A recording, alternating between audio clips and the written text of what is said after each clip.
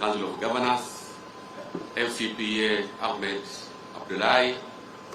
I want to take this opportunity first and foremost to appreciate the national government, of course, with the collaboration that we are having with counties on matters health.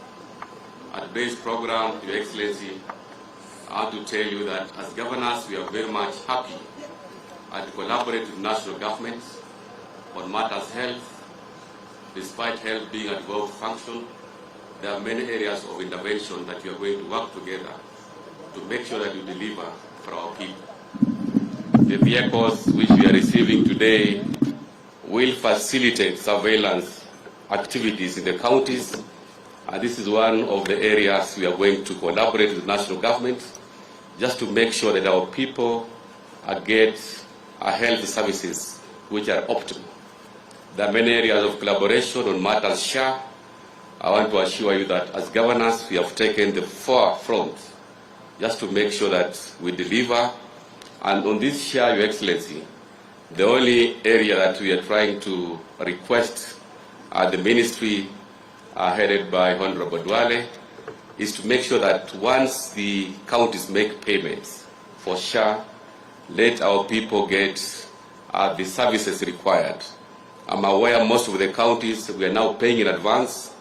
For example, for the month of April, we have already done the payments.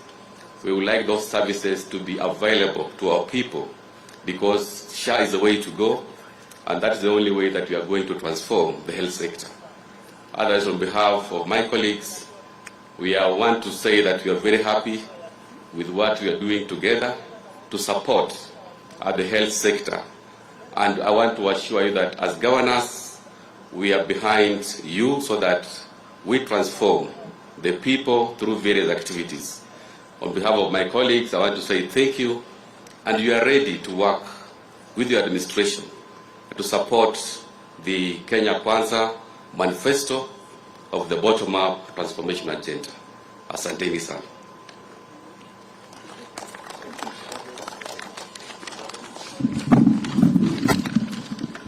Your Excellency, the President and the Commander-in-Chief of the Defense Forces, Honorable Governors, Principal Secretary from the State Department, Departments of the Ministry of Health, Your Excellency and distinguished governors, today marks an important milestone in our national and county collaboration.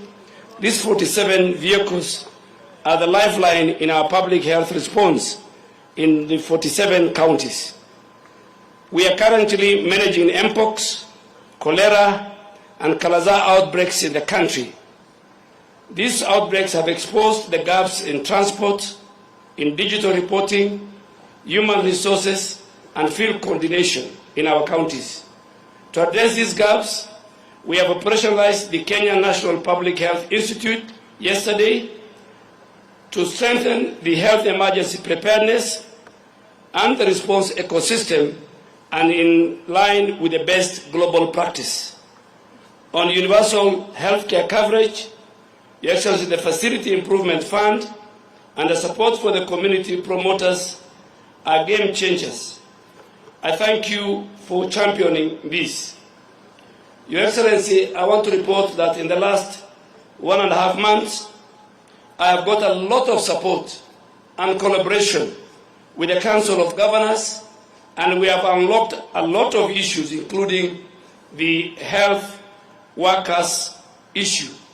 The only remaining aspect, Your Excellency, which we want to do in order to improve on SHA and the universal health coverage is on the health workers and the entire county and national government civil servants who, when the system goes off on the 9th of every month, they have no cover while they are attending to particularly the health workers, while they are attending to our patients in our various counties. We are talking to the National Treasury, the Council of Governors, and we'll find an amicable solution so that they will still enjoy their medical cover while attending to our communities in their various health and facilities across the country. Finally, let this hand over represent more than just logistics. It reaffirms our shared commitments to protecting Kenyans from health threats. Together we can build a stronger and more resilient health system for all. Your Excellency, together with the Council of Governors, because health is devolved, I want to assure the people of Kenya we are committed to bring back the hope, the trust that they will have in their health care system. And finally, to ask my good colleagues, the governors, that let these vehicles be specifically be used for surveillance so that when there is an incident somewhere, we have a vehicle that can be sent by the county to go and pick samples to deliver to our national laboratories and county laboratories for ease of finding out what type of the outbreak is. So these vehicles, I really want to urge them to be used for that particular purpose and support that we receive from many global partners. Your Excellency, with those many remarks, it is my duty and honor to invite you to speak to the country and to all of us who work within the health sector and flag off the 47 county surveillance vehicles that will help us monitor outbreaks in all over the country in the shortest time possible. Thank you, Your Excellency, and welcome. Thank you.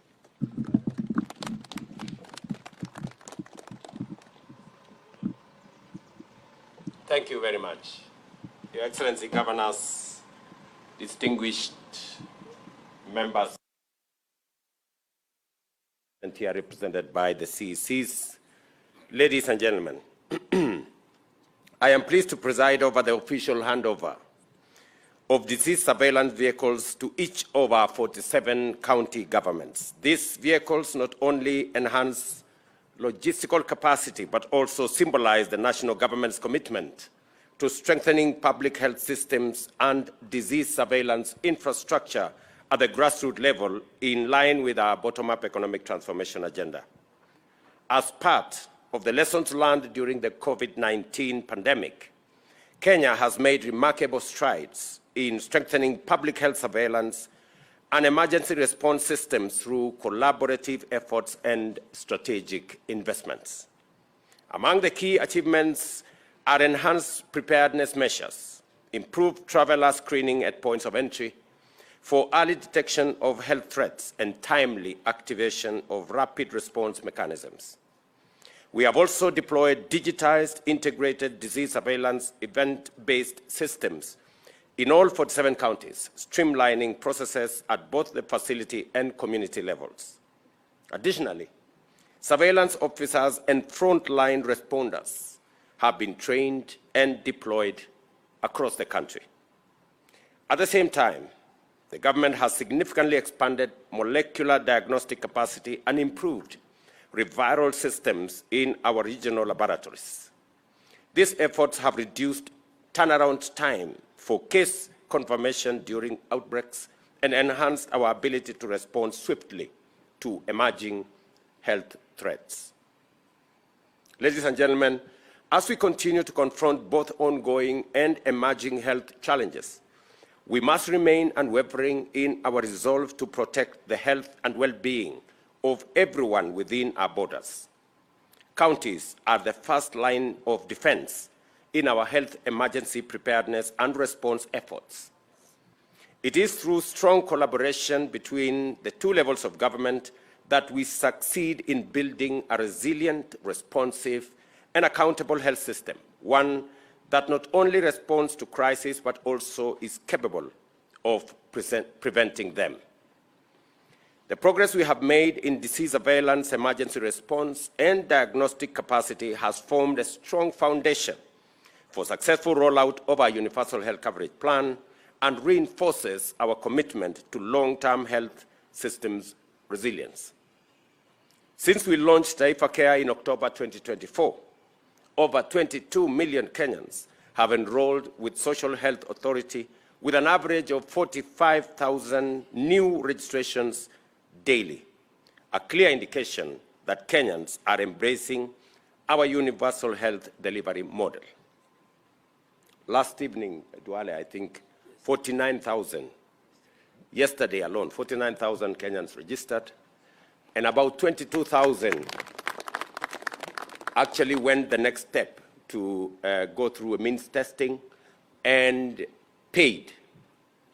In fact, I saw the numbers yesterday. 21 million shillings was paid by about 20,000 Kenyans, indicating that Kenyans have begun to understand the value of being in that ecosystem, because there are demonstrable witness statements that have confirmed what SHA is doing to our communities across Kenya. We have allocated sufficient resources to fully fund primary health care, ensuring all registered Kenyans can access primary health care services free, fully paid for by SHA. Public health facilities at level 2, 3, and 4, along with SHA contracted hospitals, should not charge Kenyans, as SHA is settling payments promptly. When I say promptly, every 14th of every month, we settle bills for the month, the previous month, every 14th. So next week, we will be settling all the bills for April. We have done so for March. There are only remaining a few cases where there are issues that needs to be sorted out, either between the facility and SHA, or between the facility and the hospitals. So we will continue to refine the payment model to make sure that we pay for services rendered. I am very proud that many of the county governments initially made a claim that was true, that public facilities were providing the most service, yet they were getting the least payments. The model has significantly changed. If you follow it now, most of the money is now being paid to public facilities, because the public facilities are offering the most services to the public. And this is the model we wanted, so that we pay for service. That is the minimum that we can expect from anybody. And I want to commend public facilities under the management of the county governments for stepping up and providing service, and that is why those facilities are being paid. I want to encourage county governments to ensure that the facilities begin to have management units under the FIF arrangement, so that these facilities, with now resources available, they can be able to provide more service. And they need a bit of supervision, so that the money that is transferred to the facilities is not used for cabro and other things, is used to buy medicine and to provide service. And I expect that our colleagues, the governors, will step up so that we can work together towards making it much more efficient for Kenyans to have medical care. Recognizing the need for skilled personnel to manage health insurance effectively, I'm informed that the recruitment process within SHA is nearly complete, with a strong focus on securing qualified professionals. As promised, staff from the defunct National Hospital Insurance Fund have been given priority in the process. Those not selected for positions within SHA will be reassigned to other roles within the public service.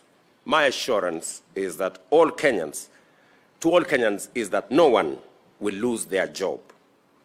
We also have embarked on a nationwide initiative to improve the availability of essential medicines in our health facilities, ensuring that Kenyans can access the medication they need at health facilities nearest to them. To support this effort, KEMSA is being repositioned to play a central role in strengthening the medical supply chain. This is part of our broader commitment to lowering healthcare costs and enhancing access to quality care.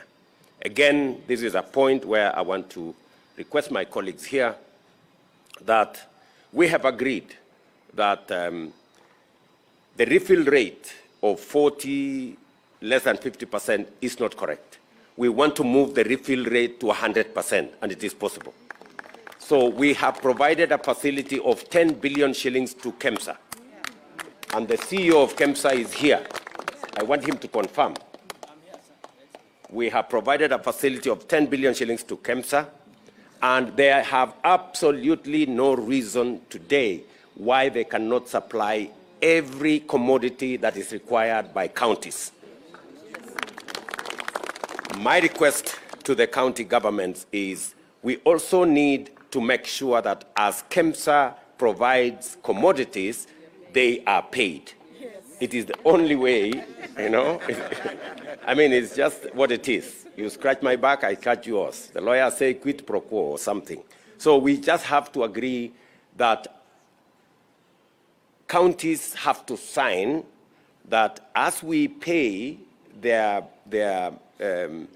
share claims, we will make sure that we pay for the medicines that are being supplied by KEMSA. I think that is the agreement that we have. And good people, we all agree that the biggest quarrel from the public in public health facilities is the Hakuna Dawa thing. Yes. So we must deal with this Hakuna Dawa. And that is the only thing that is still holding us back. Yes. So this Hakuna Dawa thing, we must deal with it. And we now have a framework where citizens can go to our health facilities run by the public sector and find the medicine that they need to be able to take care of their health. So let us work together. I think there are framework agreements that have been proposed between SHA, KEMSA, and the county governments. Let us just find it in that framework so that we can facilitate the availability of drugs and commodities and medicines in our public facilities. Now that we are paying from SHA direct to the facilities, there is every reason why we should make sure that the medicines are available in our facilities. Additionally, the government is leveraging digital technologies to make healthcare delivery paperless and more efficient within the next 6 months. A transformation already underway in 6 counties. We just want to make sure that fraud and treating non-existent people and supplying medicines to non-existent people stops. And technology, good people, is going to help us. So, and the rollout is going on. We are going to work with you. We are already working with 6 counties. We will roll it out. Aden Duale and his team at the ministry will be working with you so that we can make sure that we control that space and make sure that there are no ghost people taking medicine and stealing from us. Let me also say one more thing to congratulate all the counties. We now have a list of all the facilities you want equipment to be supplied. I want to ask the ministry to now focus on making sure that we work with the county governments on the facilities they have recommended so that we can make sure that all the requested equipment are available in the facilities. And then we can move to the next level for the facilities that cannot be placed under the fee-for-first service arrangement. I already made the commitment that we're going to pay 30% for the ones you want to purchase outright, and the counties will pay the balance over a period of time. So again, I want that process to come into force so that we can roll out the full scale of our health facility development. Let me say this. We needed to sort out payment. We needed to sort out commodities, and we needed to sort out equipment. Those are the 3 things that we need to sort out, and we are going to do it collaboratively.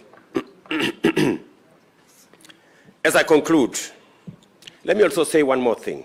I am very happy that now I did instruct the Ministry of Education to work on a framework that will facilitate counties to continue giving bursaries to our students.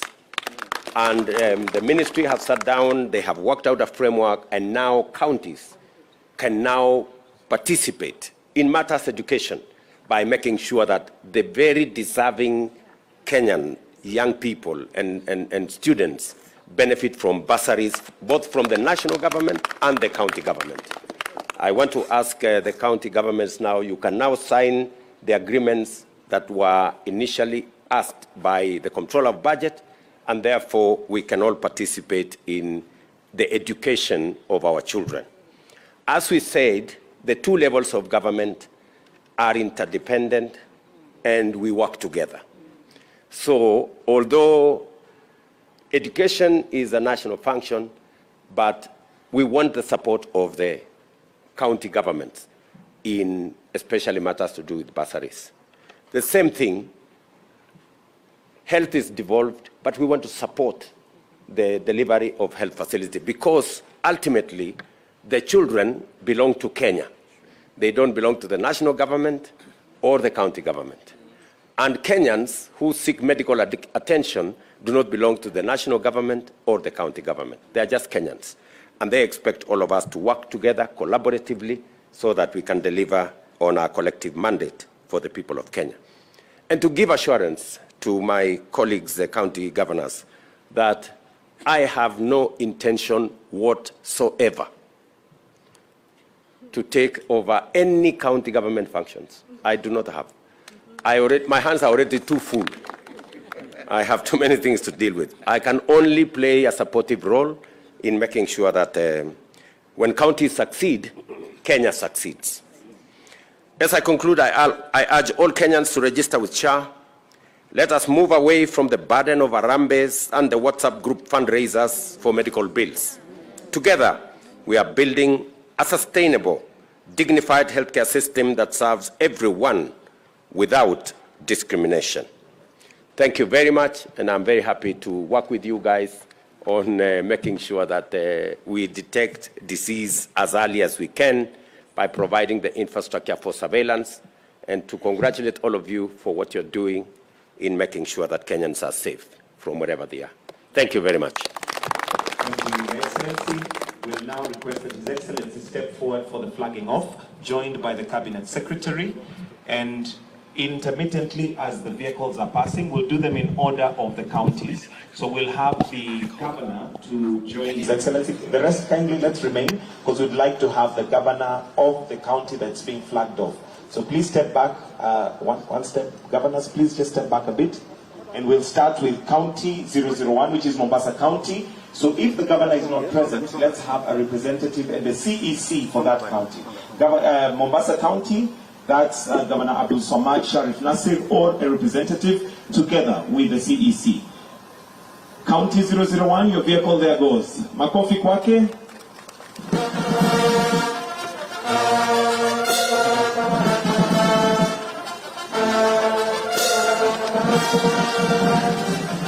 So the Governor can step out and have Kwale County.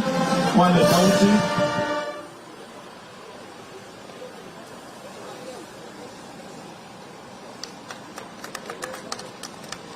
All right, Kwale County is done. Kilifi County. So Kwale County, you can step back. Kilifi County. Remember, it's the Governor or representative. Tana River County. Followed Tana River County currently. Lamu County. Lamu County.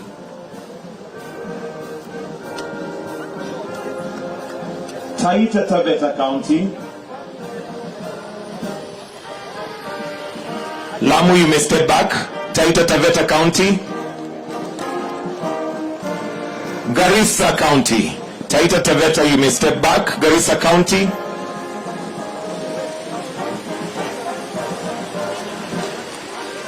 Wajir County. Garissa, you may step back, please. Wajir County. Wajir County.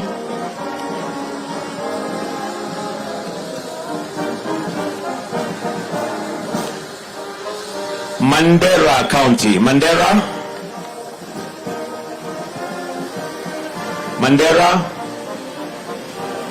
Marsabit should be on standby. Mandera County. Thank you. Marsabit.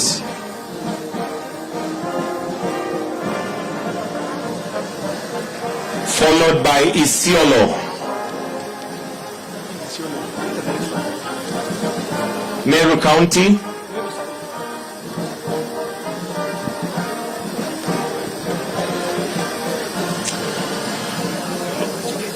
Meru County.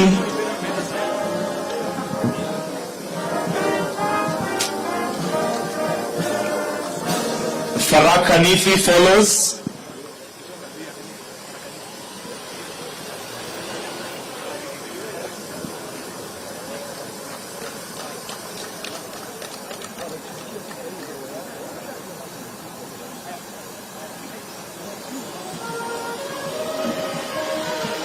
That's Embu County. So following is Kitui County. Kitui County.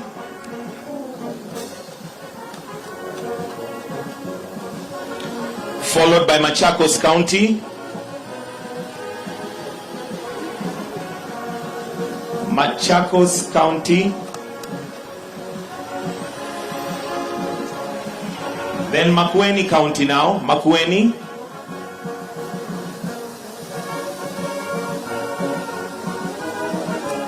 Followed by Nyandarua. We are now on Nyandarua.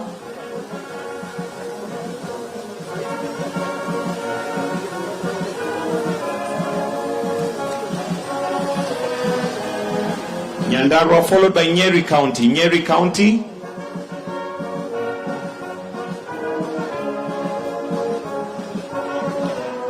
That's Nyeri County. Next should be Kirinyaga County. Kirinyaga.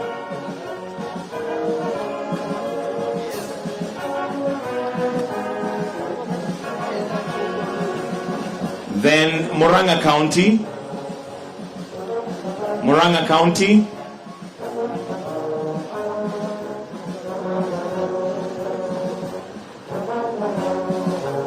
Followed by Kiambu County.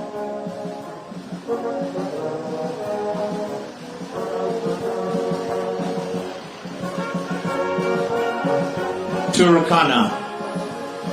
Turkana County.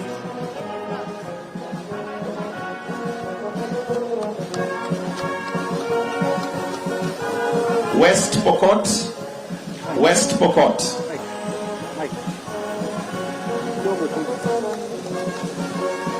Samburu. Samburu County.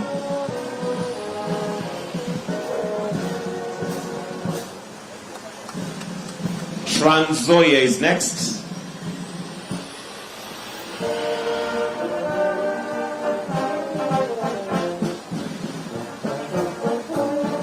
Trans Nzoia followed by Uasin Gishu. Uasin Gishu County.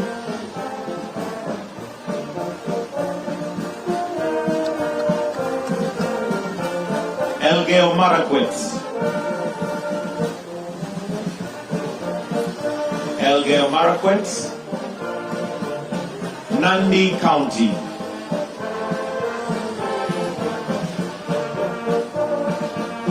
Nandi County.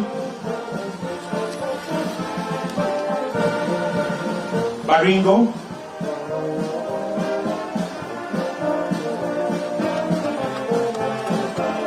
Laikipia. Laikipia. Laikipia County. Nakuru County.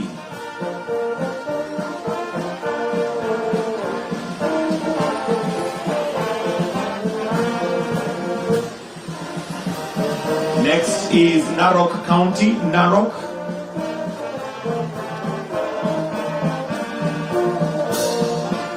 Kajiado.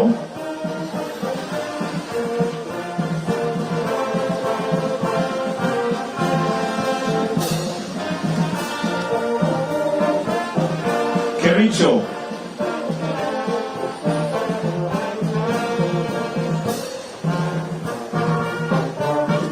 That's Kericho, followed by Bomet.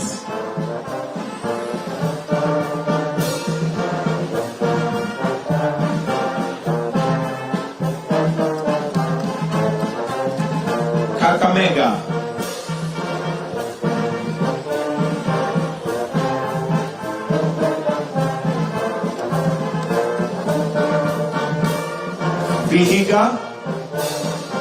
Vihiga County is next.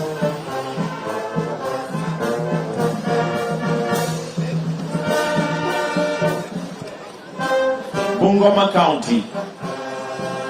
Bungoma.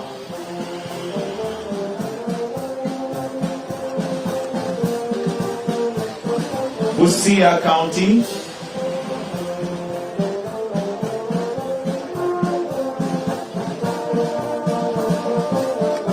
Followed by Siaya County.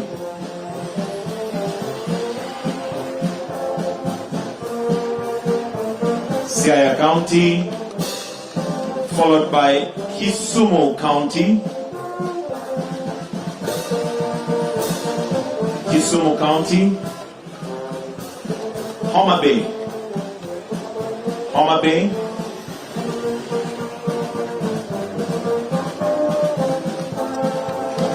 Migori County.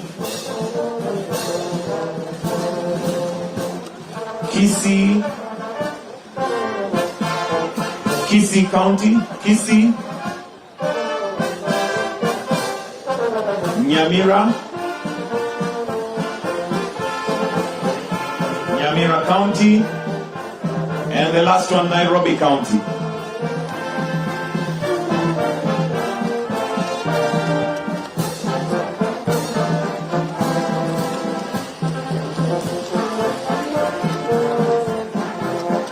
Right, and we now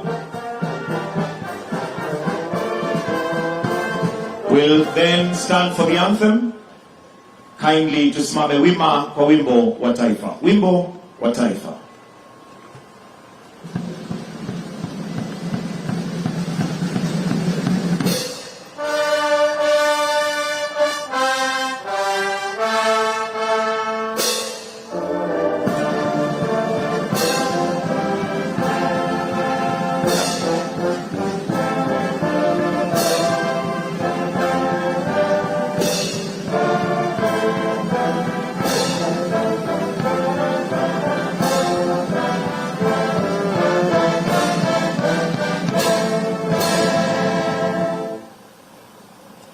CECs to kindly remain behind and sign off the vehicles. CECs to kindly sign off the vehicle. To converge at GAPS building,